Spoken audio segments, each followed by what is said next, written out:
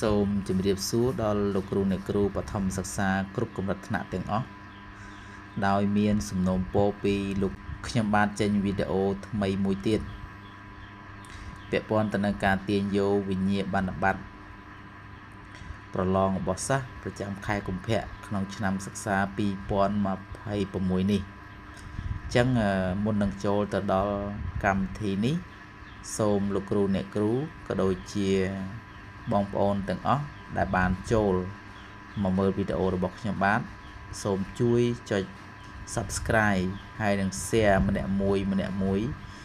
ដើម្បីចែកជូនទៅដល់លោកគ្រូអ្នកគ្រូក៏ដូចជាបងប្អូន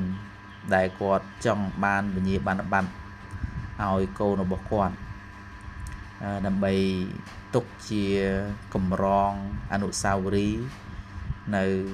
ក្នុងឆ្នាំសិក្សានៅក្នុងថ្នាក់រៀនមួយអញ្ចឹងកុំឲ្យខាតពេលវេលាសូមលោកគ្រូអ្នកគ្រូទាំងអស់ចូលមកកន្លែងបឋមPLP រួចហើយសូមលោកគ្រូអ្នកគ្រូចុចយកពាក្យសិស្សក្រោយមកទៀតលោកគ្រូអ្នកគ្រូចុចយកពាក្យថាថ្នាលតេស្តនិងប្រឡងក្រោយមកទៀតសូមលោកគ្រូអ្នកគ្រូចុចលើឈ្មោះរបស់លោកគ្រូអ្នកគ្រូអញ្ចឹងកន្លែងនេះសូមបញ្ជាក់ថាបើសិនជាថ្នាក់ទី1ទី2ទី3ទី4រហូតដល់ទី6ហ្នឹងគឺលោកគ្រូអ្នកគ្រូចុចកន្លែងឈ្មោះហ្នឹងដូចគ្នាអញ្ចឹងក្រោយមកទៀតមកសូមលោកគ្រូអ្នកគ្រូដើម្បីឲ្យប្រកាសថាតើឈ្មោះហ្នឹងជាឈ្មោះរបស់យើងហើយឬនៅលោកគ្រូអ្នកគ្រូ scroll ចូលមកក្រោមមកអញ្ចឹងលោកគ្រូអ្នកគ្រូសង្កេតមើលឈ្មោះនៅកន្លែងនេះអញ្ចឹងខ្ញុំសូមទាញយកឈ្មោះអ្នកគ្រូសិនហងមួយដែលគាត់បង្រៀននៅថ្នាក់ទី5បាទអញ្ចឹងបាទសូម scroll មើលអស់មកបាទរួចហើយលោកគ្រូអ្នកគ្រូ scroll ទៅលើវិញបាទគិតថាពិតជាត្រឹមត្រូវឈ្មោះយើងហើយសូមលោកគ្រូអ្នកគ្រូបាទចុចនៅផ្នែកខាងលើនេះគឺមើលទិន្នន័យសិស្សអញ្ចឹងលោកគ្រូអ្នកគ្រូចុចកន្លែងហ្នឹងមកហើយតមកទៀតសូមលោកគ្រូអ្នកគ្រូបំពេញនៅកន្លែងនេះណាបំពេញនៅកន្លែងនេះអស់មកបាទអញ្ចឹងកន្លែងថ្នាក់ហ្នឹងគឺលោកគ្រូអ្នកគ្រូបំពេញមកថ្នាក់ទី5តមកទៀតក្រុមអញ្ចឹងក្រុមនេះមកយើងចេះតែដាក់មកហើយតមកទៀតមុខវិជ្ជាគឺយើងដាក់មុខវិជ្ជាបាទទូទៅមានថាគ្រប់មុខទាំងអស់បាទអញ្ចឹងមុខវិជ្ជាគឺមានបាទគ្រប់មុខទាំងអស់កន្លែងនេះបាទគឺមានគណិតមានភាសាខ្មែរវិទ្យាសាស្ត្រសង្គមអញ្ចឹងលោកគ្រូអ្នកគ្រូចង់ចុចតាមហ្នឹងក៏បានឬក៏លោកគ្រូអ្នកគ្រូមិនចុចក៏បានដែរអញ្ចឹងបើសិនជាមិនចុចមានន័យថាគ្រប់មុខទាំងអស់អញ្ចឹងប្រភេទអញ្ចឹងកន្លែងនេះគឺប្រភេទមានប្រភេទតេស្តប្រភេទប្រឡងអញ្ចឹងការដែលលោកគ្រូអ្នកគ្រូប្រឡងហ្នឹងគឺប្រឡងប្រចាំខែអញ្ចឹងលោកគ្រូអ្នកគ្រូចុចនៅកន្លែងប្រឡងប្រចាំខែមកហើយតមទៀតលោកគ្រូអ្នកគ្រូចុចកន្លែងប្រឡងនេះទៀតអញ្ចឹងប្រឡងហើយប្រឡងនេះគឺមានន័យថាគឺជាការប្រឡងប្រចាំខែរបស់គាត់បាទអញ្ចឹងកន្លែងនេះគឺលោកគ្រូអ្នកគ្រូចុចទាំងអស់ទៅបាទបើសិនចុចទាំងអស់គឺវាចេញបែបហ្នឹងមកតែបើសិនជាលោកគ្រូមិនចុចទាំងអស់ទេលោកគ្រូអ្នកគ្រូចុចនៅកន្លែងមុខវិជ្ជានេះក៏បានដែរដល់ពេលចុចកន្លែងមុខវិជ្ជានេះឧទាហរណ៍ថាឥឡូវចុចយកគណិតអញ្ចឹងចុចគណិតមកអញ្ចឹងដល់កន្លែងនេះគឺលោកគ្រូចុចជ្រើសរើសទៅបាទគឺគ្រប់មុខទាំងអស់គឺប្រឡងប្រចាំខែសរុបតែម្ដងកន្លែងនេះណាបាទដាក់គណិតតែម្ដងនេះអូខេហើយតបទៀតកន្លែងបំពេញស្វែងរកឈ្មោះសិស្សនេះលោកគ្រូមិនបាច់បំពេញទេអញ្ចឹងលោកគ្រូ scroll មកក្រោមមកលោកគ្រូទាញយកនេះកន្លែងនេះដាក់វិញ្ញាបនបត្រអញ្ចឹងលោកគ្រូចុចកន្លែងហ្នឹងមកបាទរងចាំបន្តិចដោយសារសេវាវារៀងយឺត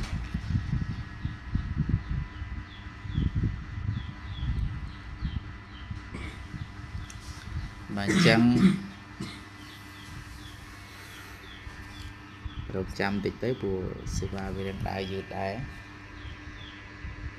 បាទអញ្ចឹងនៅពេលនេះគឺវានឹងលោតឲ្យយើង download បាទអញ្ចឹងលោកគ្រូទាំងអស់ហ្នឹងគឺ download ឡើងហ្នឹងមកអញ្ចឹងនៅពេល down មកគឺនេះវា load file មួយទៀតដែលយើងបាន down ហើយលោកគ្រូចុចពី open មកពេលចុចពី open បានហើយលោកគ្រូនេះអាកន្លែងយើង download អំបញ្ញមិញនេះគឺយើងចុចលើហ្នឹងមករួចហើយលោកគ្រូស្វែងរក បាទស្វែងរកកម្មវិធីដែលលោកគ្រូបានតម្លើងអញ្ចឹងក្នុងនេះគឺមានកម្មវិធីជាច្រើនអញ្ចឹងខ្ញុំបានតម្លើងកម្មវិធី Cam Scanner អញ្ចឹងខ្ញុំបើកនៅលើកម្មវិធី Cam Scanner តែបើសិនជាលោកគ្រូមិនទាន់បានតម្លើងកម្មវិធីហ្នឹងទេលោកគ្រូតម្លើងអាហ្នឹងមកណាអញ្ចឹងខ្ញុំចុចលើហ្នឹងបាទរងចាំបន្តិចទៅបាទអញ្ចឹងនៅពេលហ្នឹងគឺចាប់ដើមលោតវិញ្ញាបនបត្រឲ្យហើយនេះបាទអញ្ចឹងយើងចុចលើវិញ្ញាបនបត្រមក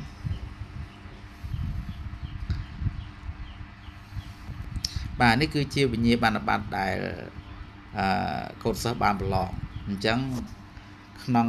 វិញ្ញាបនបត្រនេះគឺលោតមកទាំងអស់បាទបើសិនទីកូនសិស្សបានប្រឡងជាប់